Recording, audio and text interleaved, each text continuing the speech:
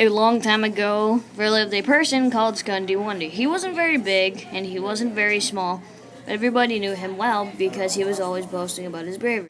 I'm the best. The very best. Better than you.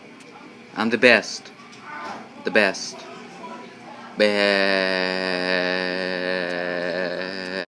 More than he loved to boast, he loved playing tricks on people. Now in those days there lived some terrible monsters. There were people who could turn themselves into monster bears. And there were great flying heads who could destroy whole villages. There were monsters hiding in the springs who grabbed careless travelers, and great horned serpents living in the lakes. But the most frightening monsters of all were the great stone giants.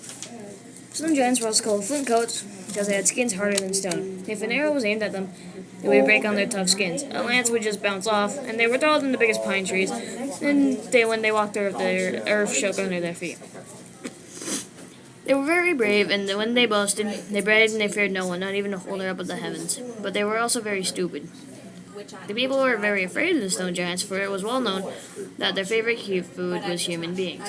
One day, an exhausted runner burst into Wundy's village. The flint coats, he gasped. They're not very far from our town. Everybody in the town was afraid.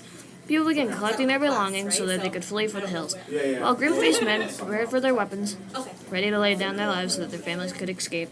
Wundy had just finished eating a big meal and was sleeping in the sun. He was awakened by the noise of people running to and fro. "What is wrong?" he inquired. "Why is everyone running back and forth? The village looks like an anthill after someone has poked a stick into it.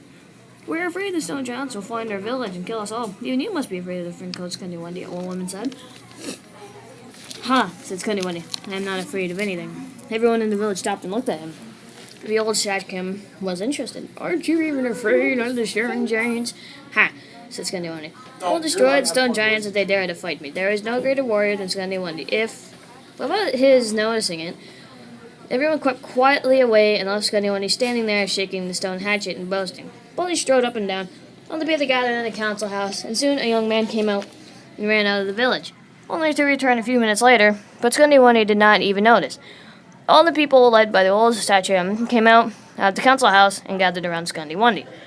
The old man said, Wundy, rejoice. We have decided to bring you a chance to prove your bravery."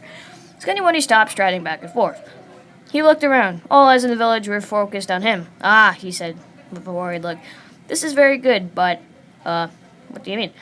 "We have decided," the old man said with a hint of a smile, "to allow you to fight the flint coats." "Oh," Wundy said. "That is good, but how can I find the stone giants?" "Why? They might even run away when they see me coming." "Do not worry," the old man answered, smiling broadly.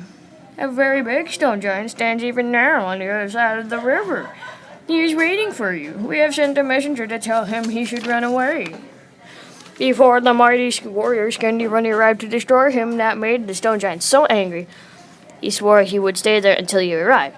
Wundy was very frightened, but he knew he had to accept this challenge. Even if he didn't, people would make fun of him forever. "Ha," Wundy said, "this is good. I shall go now to fight the flint coat." He strode quickly out of the village. However, as soon as he was out of the sight, he began to walk more slowly. He needed time to think. How could he defeat such a monster? "If I throw rocks at him," he said, "he'll catch them and chew them up like ripe berries." I think I just ruined it. Crap. "If I shoot arrows at him, they'll snap like blades of dry grass. No, I must think. Stone giants aren't very bright after all. Perhaps I can think of some way to trick him." Just then, Wundy heard a very loud, frightening noise that sounded like the beating of a gigantic drum, or the roaring of a hurricane wind. It came from the direction of the river, just beyond the trees.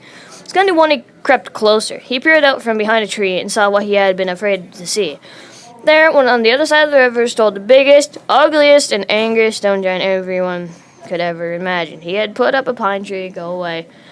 He had up from the roots, and he was beating it against the earth, making a loud noise like an enormous drum. As he pounded the ground, he sang a terrible war song in a voice as loud as a hurricane. Wundy began to turn around so that he could tiptoe away, but it was too late. "Huh?" the stone giant roared. "Who is over there? Are you Wundy who says you can destroy me?" Wundy stepped out from behind a tree. "Yes," he shouted, "I am Wundy, and it is true that I can destroy you. Come over here and fight me." Holding the giant pine tree in one hand like a war club, the stone giant waded into the river. The water was so deep, and before he was halfway across, he disappeared into the water. Quick as a fox, Wundy hurried upstream where the river was shallow and quickly crossed over to the other side.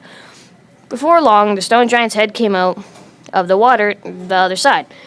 He climbed up onto the bank where Skunny Wundy has been standing. Huh?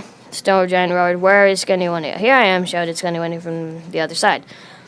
The stone giant turned and looked at him. Why did you go over there? He growled. Over where? Skunny Wundy answered.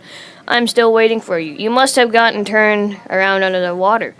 If you aren't afraid of me, come over here and fight. The stone giant roared with anger and rushed into the river.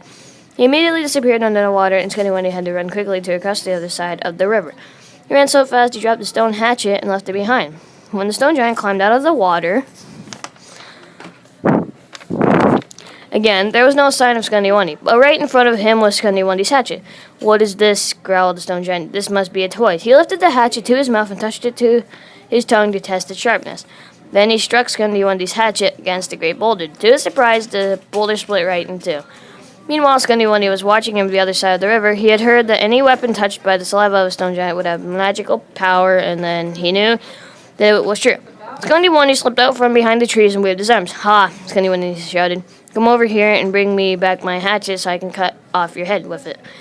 For the first time in his long life, the stone giant felt fear in his cold flint heart. If Skunny Wundy's little stone hatchet could split great boulders in two, Skunny Wundy would surely be able to destroy him. No, please, the stone giant, don't kill me. You are a terrible warrior. Let me go, and I will see that none of my people come near your village ever again. Skunny Wundy pretended to think for a minute. Then he nodded his head. That is good. You may go and save your life, but always remember Skunny Wundy, the great warrior. The stone giant hastened away, leaving Skunny Wundy's hatchet on the river bank. Seized without of sight, Skunny Wundy crossed the river and retrieved his weapon. Now I must return to my village. My people will be very glad to hear the stories I shall tell them.